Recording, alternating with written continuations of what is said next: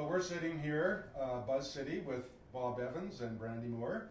Brandy is just back from a gig in Nashville where she recorded an album, and Bob, you just come off a tour down to the, I guess the LA region, eh?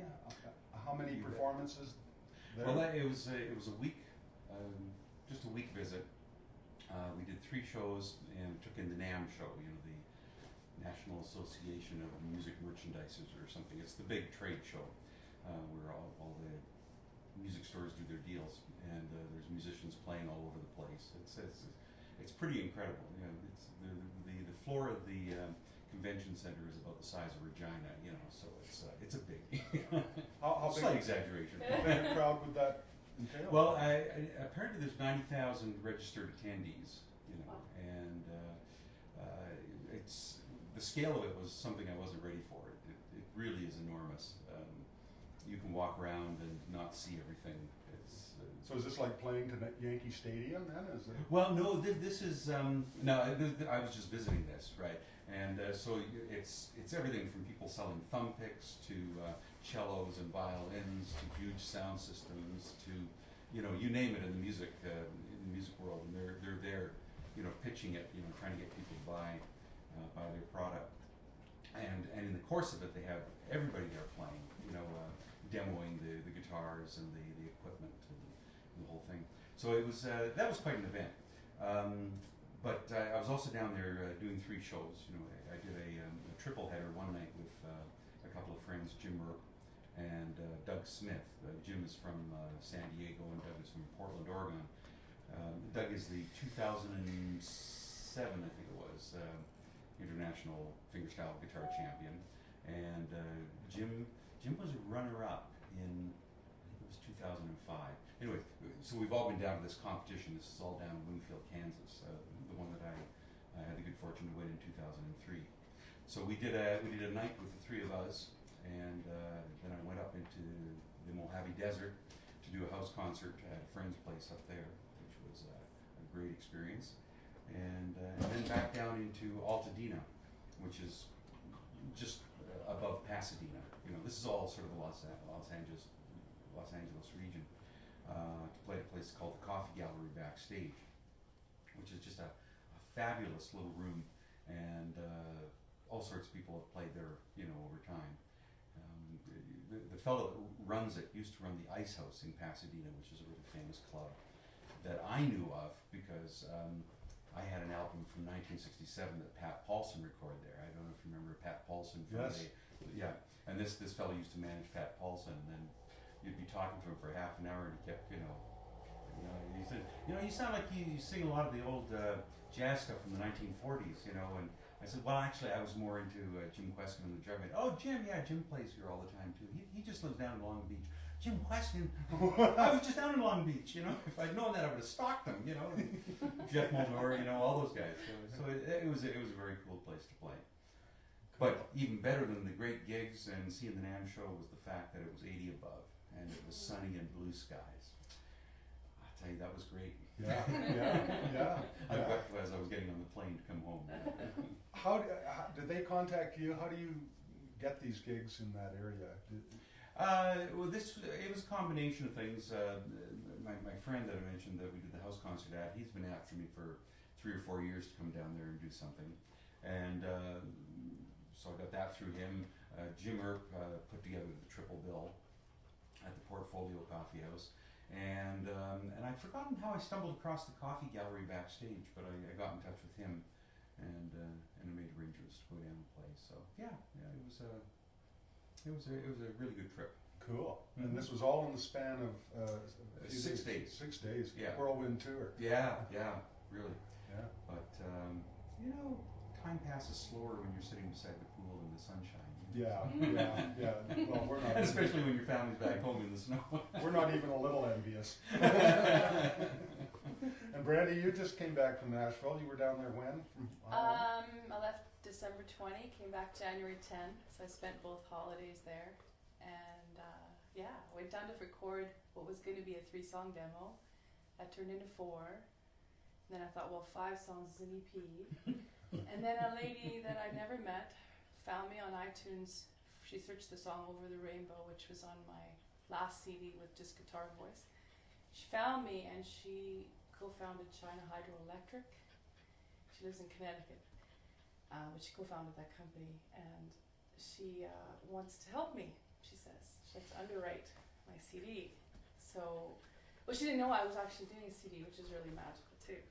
She says, what have you been doing with your career, and tell me how what's happening for you, what's your next steps are. And I said, well, actually, I'm going down to Nashville and to do a 5-song EP. She's like, well, could you do a full album? I said, well, I've got the funds for 5-song EP, and that's all I got at this time. And she said, well, I'd like to help you. So I got a loan, but it's really low, like 3% over 2 years, and based on CD sales. So it's really easy to pay her back. So that enabled me to do a 10-song full CD. Where was this produced?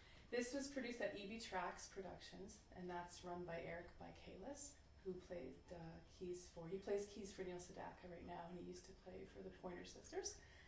And I met him at the Craven Country Jamboree last summer when I did backups with Sheila Deck for Troy, who owns the stage and has a band called Fran Moran and the Nervous Wrecks, and Eric was playing in that band.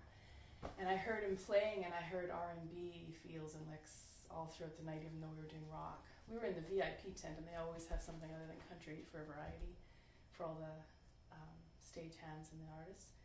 So, but I could hear all this rhythm and blues, and Eric's playing. So we ended up talking about music, because that's where a lot of what I like to do too.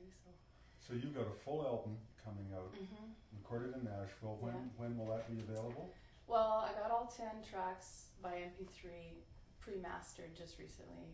So there's like a couple little tweaks we're doing with those, and then we're going to send it for mastering. So not long, maybe within the next 2 to 3 months. Right on. Yeah. So we'll look forward to that. Have you got a title for it yet? I think I'm going to choose the title track, one of my songs. But since I haven't 100% decided yet, I'll just keep that a secret. Okay. And you're solo on the album?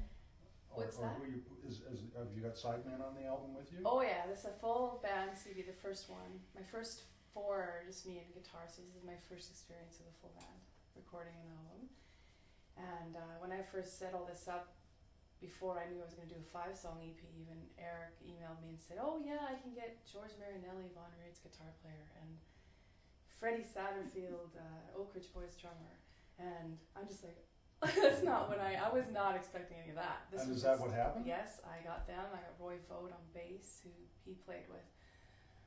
Dickie Betts, who played with the Allman Brothers. Phil Kenzie, who plays sax for the Eagles, and Rod Stewart. I got, because Eric, they live in Nashville. A lot of them have moved from LA. I think with the introduction and the big influx of R&B, or it's not R&B, hip hop and rap, there's a lot of musicians that are wanting to do more melodic stuff, and they're moving to Nashville. It'd be interesting to work with musicians of that caliber. It was incredible. It was the best. In 2 days, we did live in the studio recording. They didn't know any of my songs. We played a video of me from home in my living room that I made for Eric, a little secret YouTube channel I made just for Eric.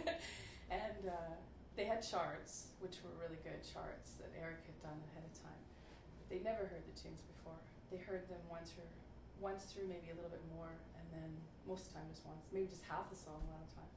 And they just they got the feel, they got the vibe, and they just started playing. And it was just, they're session players, so they do this all the time. And I was just blown away by the whole experience. I was like on cloud nine. I had a big permanent grin on my face the whole time. And they're just cool and laid back. They are amazing guys. Yeah. Fun and funny, and just treated me like they're just people. Like they're so, there's no need for, like, they're so just relaxed in who they are. Like they've been around for so long, and it's just another day at the office for them, you know.